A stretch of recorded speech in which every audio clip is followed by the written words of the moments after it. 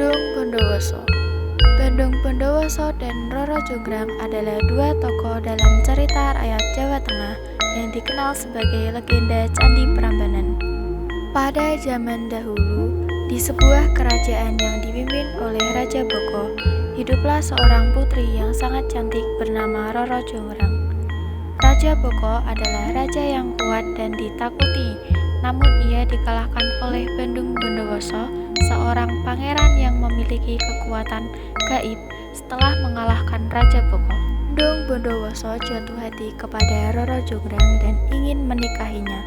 Namun Roro Jonggrang tidak ingin nikah dengan Bendung Bondowoso karena telah membunuh ayahnya. Untuk menolak secara halus, Roro Jonggrang memberi syarat kepada Bendung Bondowoso, ia harus membangun 1000 candi dalam satu malam. Bendung Bondowoso dengan pasukan jin hampir berhasil menyelesaikan 1000 candi tersebut. Namun Roro Jonggrang menipu Bendung Bondowoso dengan minta perempuan desa menumbuk padi dan membakar jerami, sehingga tampak seolah-olah fajar telah tiba. Para jin yang membantu Bendung Bondowoso pergi mengira hari sudah pagi. Saat Bendung Bondowoso menyadari kecurangan Roro Jonggrang, ia marah dan mengutuk Roro Jonggrang menjadi arca untuk melengkapi candi yang ke-1000.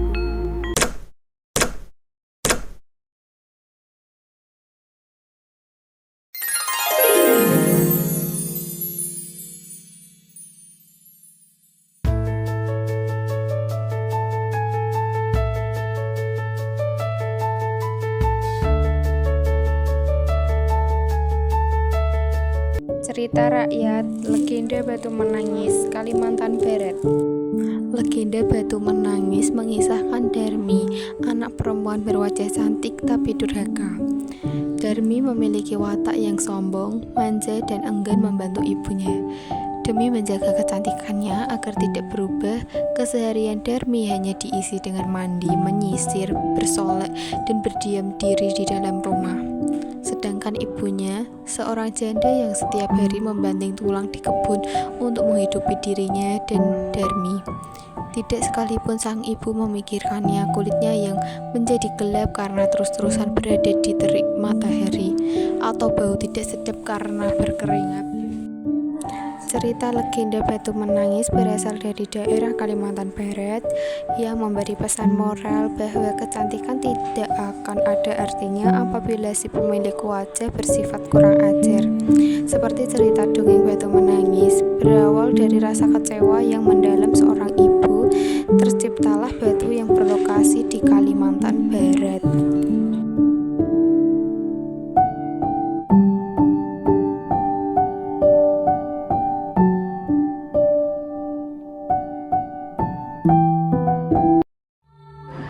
Batu Kubu.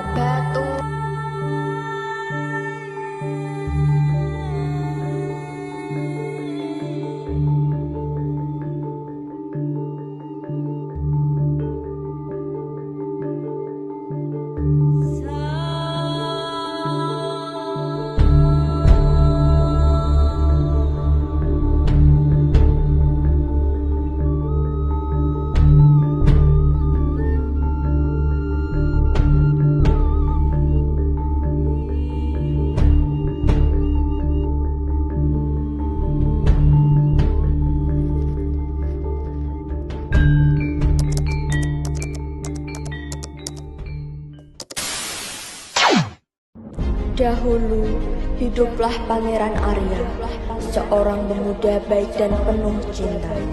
Ia jatuh hati pada gadis desa bernama Ratna, cantik dan berbudi, sederhana dan setia. Cinta mereka tak direstui oleh ayah sang pangeran yang punya ambisi mempertemukan Arya dengan bangsawan sejati, agar nama keluarga tetap tinggi berdiri. Karena cinta dan kecewa yang mendalam, Pangeran Arya memilih jalan pertama. Di bukit sunyi, ia berdoa sepanjang malam, memohon kekuatan agar cintanya tetap terjaga. Ia rela melepaskan status dan harta demi Ratna yang ia sayangi sepenuhnya. Dengan tekad kuat di bawah langit dan batu, ia harap cintanya tak akan pernah berakhir. Di tempat bertapa, muncullah keajaiban. Batu besar bersinar dengan cahaya pelangi. Penduduk desa menyaksikan dengan kagum. Melihat cahaya itu sebagai simbol cinta suci. Cahaya yang terang dan tak pernah padam, dipercaya jadi tanda cinta yang tak terpecah. Sejak saat itu, batu disebut Batu Kuwung, lambang kesetiaan yang tak lapuk dimakan waktu. Kini, banyak pasangan datang ke sana, memohon restu di bawah sinar Batu Kuwung, berharap cinta mereka sekuat Arya dan Rasa, yang tak lekang oleh waktu, abadi di hati. Batu Kuwung jadi saksi cinta yang tulus, menjaga cerita kasih yang tak terhenti. Di bukit itu, cinta sejati bersemayam, mengalirkan doa dan harapan dalam keheningan mereka.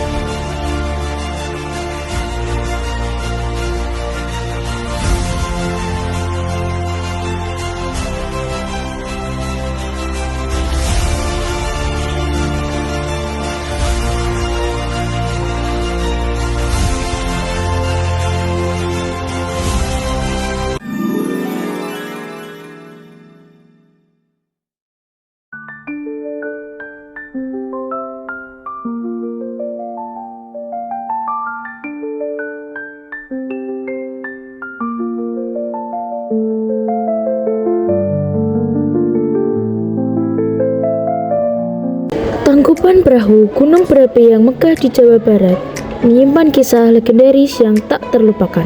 Dalam mitos, terdapat seorang pangeran bernama Sangkuriang yang jatuh cinta pada ibunya, Dayang Sumba. Untuk mendapatkan cinta ibunya, ia diberi tantangan untuk membuat perahu dalam semalam.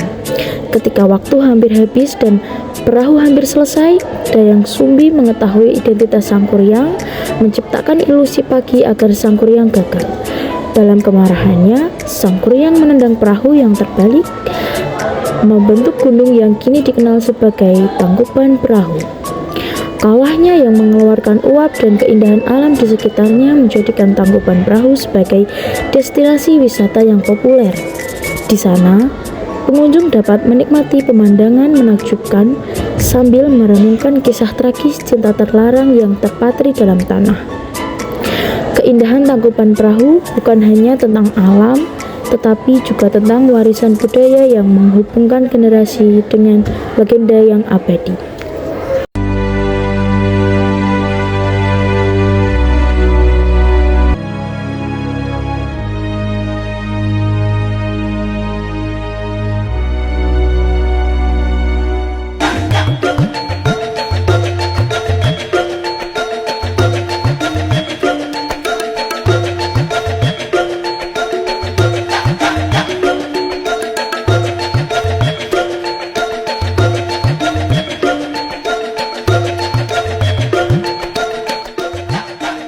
Dayu Datu atau sering disebut dengan Calon Arang.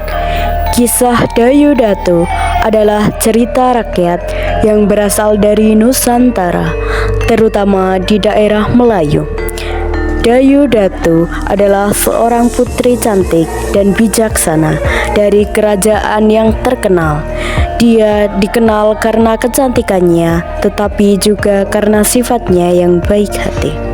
Dalam kisah ini adalah pengorbanan dan keberanian di mana Dayu Datu sering kali harus memilih antara cinta dan tanggung jawabnya sebagai putri. Dayu Datu berhasil menyatukan dua kerajaan yang berseteru berkat kecerdikannya dan keberaniannya. menjadikannya sosok yang dihormati dan dicintai oleh rakyatnya. Kisahnya sering dijadikan inspirasi untuk menunjukkan nilai-nilai kepemimpinan dan pengorbanan demi kebaikan bersama. Selamat Rahayu Kalisner Sambikolo.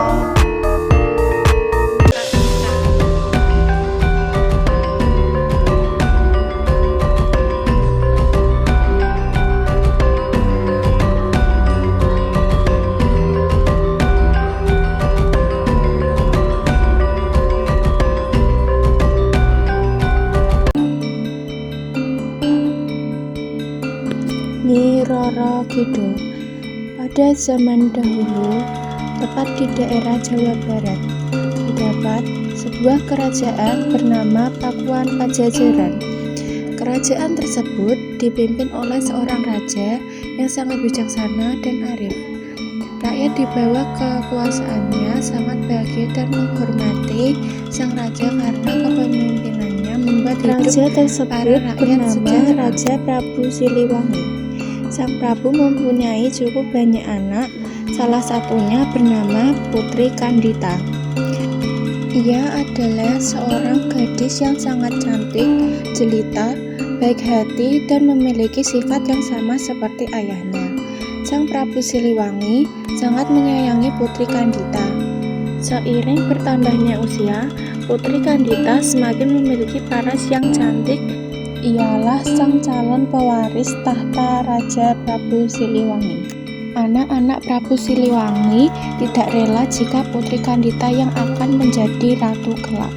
Suatu hari, para selir dan anak-anaknya berkumpul untuk merencanakan siasat jahat untuk menyingkirkan Putri Kandita dan ibunya keluar dari istana. Untuk melancarkan rencananya, mereka meminta bantuan kepada seorang penyihir sakti yang tinggal di sebuah desa terpencil yang memiliki berbagai macam ilmu hitam.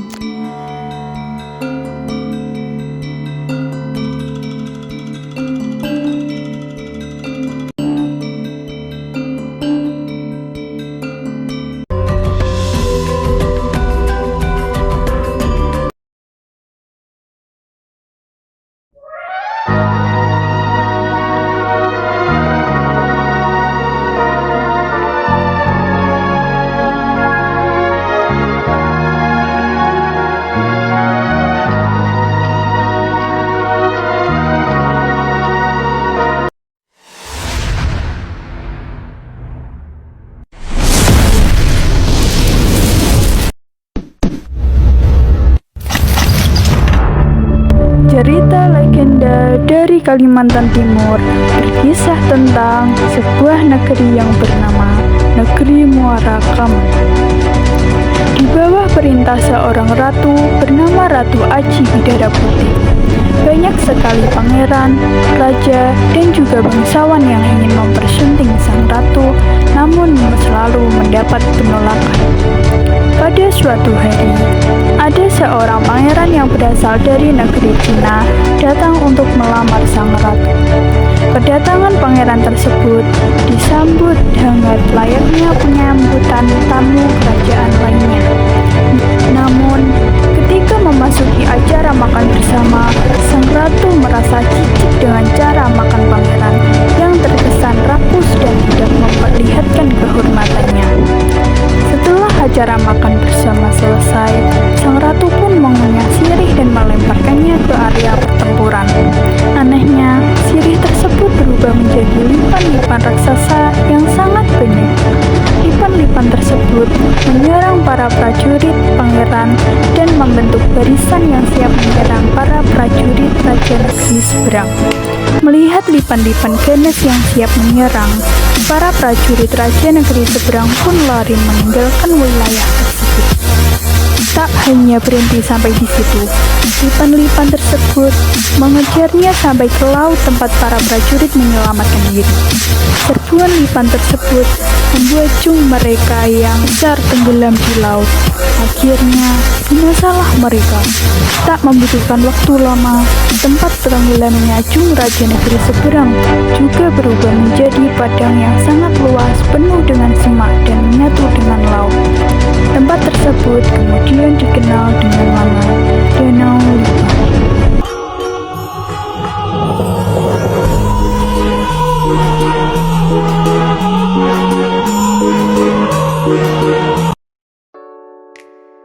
Putri Mandalika adalah seorang wanita cantik nan anggun yang berasal dari kerajaan Nusa Tenggara Barat.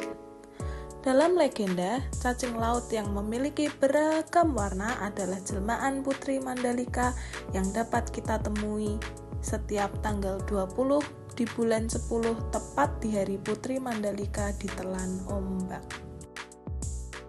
Putri Mandalika, putri cantik yang berasal dari Nusa Tenggara Timur, memiliki rambut panjang nan ikal yang membuat dirinya nampak anggun, mata bulat nan sayu, bibirnya yang berwarna merah muda, serta suaranya yang lembut menjadi ciri khas Putri Mandalika yang tidak kita lupakan.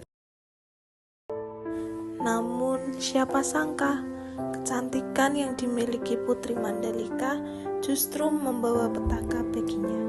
Demi tidak menyengsarakan rakyatnya, Putri Mandalika rela meleburkan dirinya di ombak agar para pangeran yang terpana tidak menimbulkan perang dan pada akhirnya menyengsarakan rakyat. Namun, setelah sang putri meleburkan dirinya di ombak, sang putri yang ingin bertemu raja dan ratu rela menjelma dirinya menjadi cacing laut. Tetapi, saat musim kemarau tiba, sang putri berubah menjadi siluman ular. Namun, perubahan pada fisiknya tidak mengubah kecantikannya.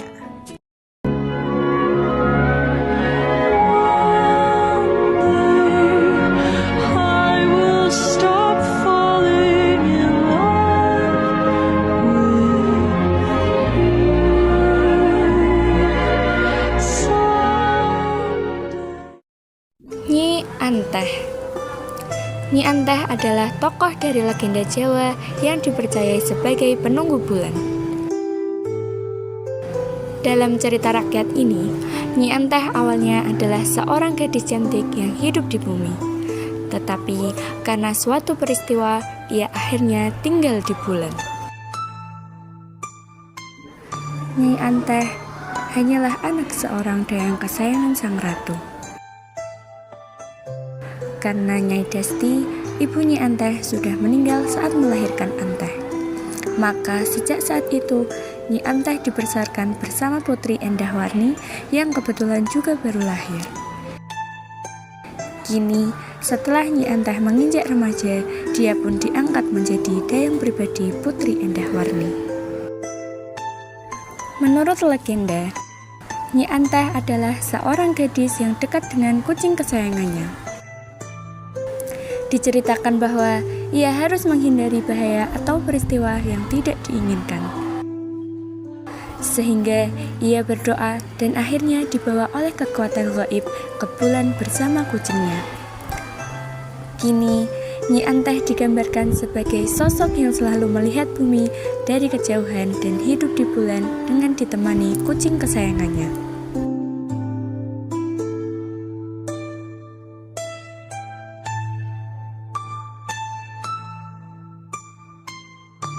Cerita Nyi Anteh sering disampaikan untuk menggambarkan kesetiaan dan juga rasa kesendirian. Beberapa orang juga menganggap bahwa jika kita melihat bayangan di bulan, itu adalah Nyi Anteh bersama kucingnya.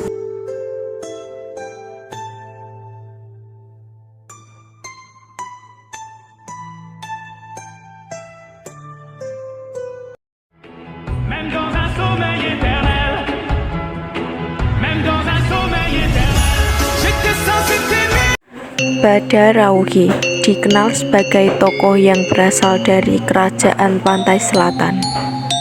Tokoh Badarauhi berwujud manusia ular dan digambarkan sebagai ratu penguasa sendang. Dirinya juga dianggap sebagai lelembut di hutan yang suka menari.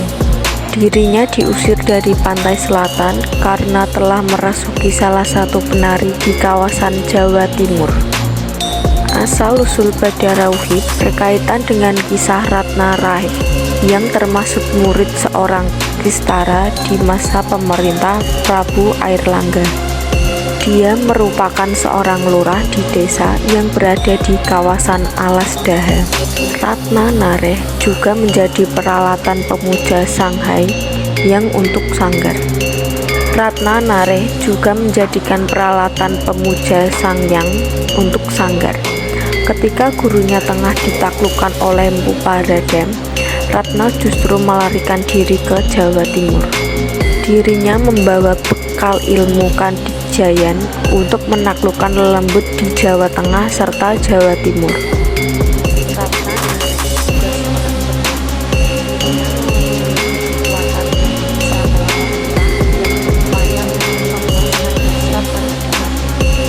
Desa ini tergolong sebagai gerbang halus pantai utara Jawa dan memiliki pemandian penari.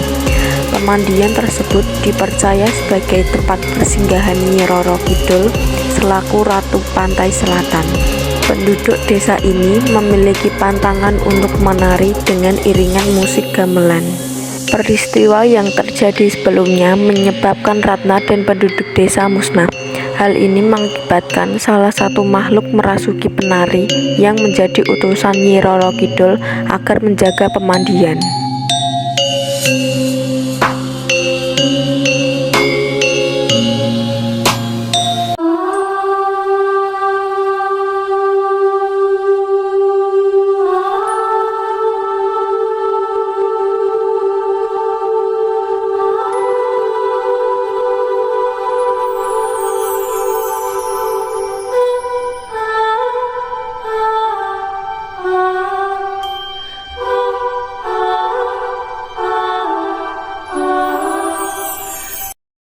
Dewi Danu di bawah pohon Tarumenyan.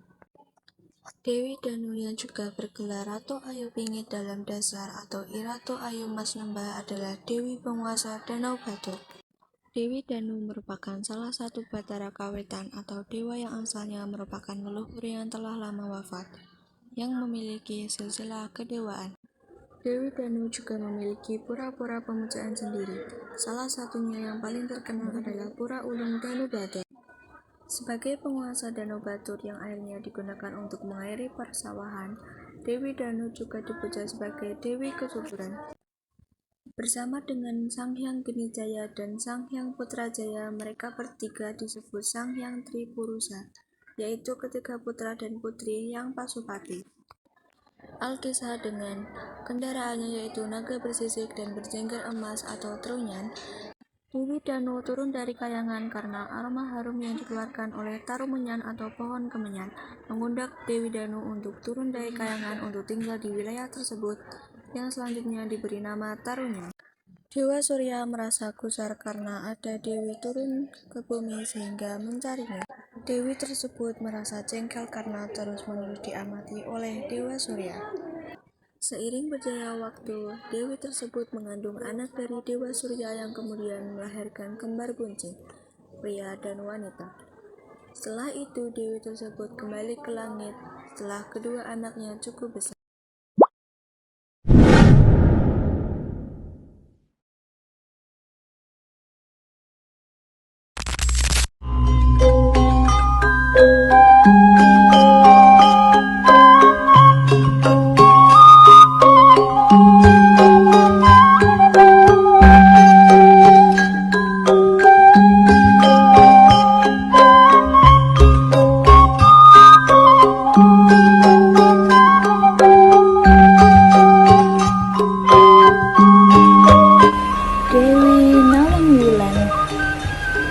Dewi Nawang Wulan adalah salah satu dari 7 bidadari yang mandi di telaga. Dewi Nawang Wulan menikah dengan Jakataru dan dikaruniai seorang anak perempuan bernama Dewi Nawangsi. Dewi Nawang Wulan memiliki kesaktian untuk menanak nasi dengan hanya 1 butir beras, namun hasilnya banyak. Suatu hari, Jakataru penasaran dan membuka tutup penanak nasi, sehingga kesaktian Dewi Nawang Wulan hilang. Dewi Nawang Wulan merasa kecewa dan sakit hati. lalu meninggalkan Jakatarup untuk naik ke Kayangan. Sebelum naik ke Kayangan, Dewi Nawangwulan meminta Jakatarup untuk mendirikan dangau untuk menyusui anaknya. Dewi Nawangwulan rutin menyusui anaknya di dangau tersebut hingga anaknya besar. Namun, nahasnya Dewi Nawangwulan ditolak dari Kayangan karena telah menikah dengan manusia dan melahirkan anak manusia. Dan sekarang Dewi Nawangwulan pun menjelma menjadi Nyai Roro Kidul atau Ratu Penguasa Laut Selatan.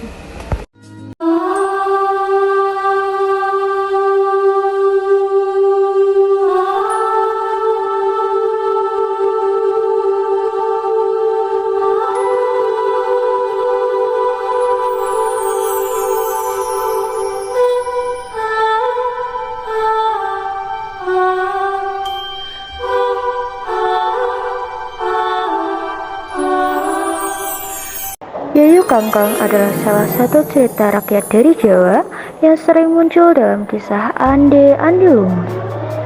Dalam cerita ini, Yayu Kangkang adalah seekor kepiting raksasa yang menjaga sungai di desa dan suka meminta gadis-gadis yang hendak menyeberangi sungai untuk menciumnya sebagai tiket untuk melewati sungai. Suatu hari, para gadis desa termasuk Konting Merah, Konting Hijau, Konting Biru ingin bertemu Ande-ande lumut dan harus menyeberangi sungai. Meskipun menjijikan, mereka tetap mencium Yayu Kangkang untuk bisa lewat. Konting Merah, Konting Hijau, dan Konting Biru adalah juga bersaudara. Mereka memiliki adik bernama Konting Kuning yang sangat cantik dan baik hati. Mereka meninggalkan Konting Kuning karena tidak menyukai kebaikan hati dan juga kecantikan Konting Kuning. Ia pun harus menyusul kakak-kakaknya sendirian. Saat hendak menyeberang sungai, Konting Kuning menolak ciuman itu dan berusaha mencari jalan lain. Karena ketulusan dan kepintarannya, Konting Kuning pun berhasil melewati sungai tanpa perlu mencium Yayu Kangkang. Ia dibantu oleh seekor burung bangau yang baik hati. Ketika tiba di tempat ande-ande lumut, Konting Kuning pun dipilih sebagai pasangan pangeran karena kesucian dan ketegahannya menjaga martabat.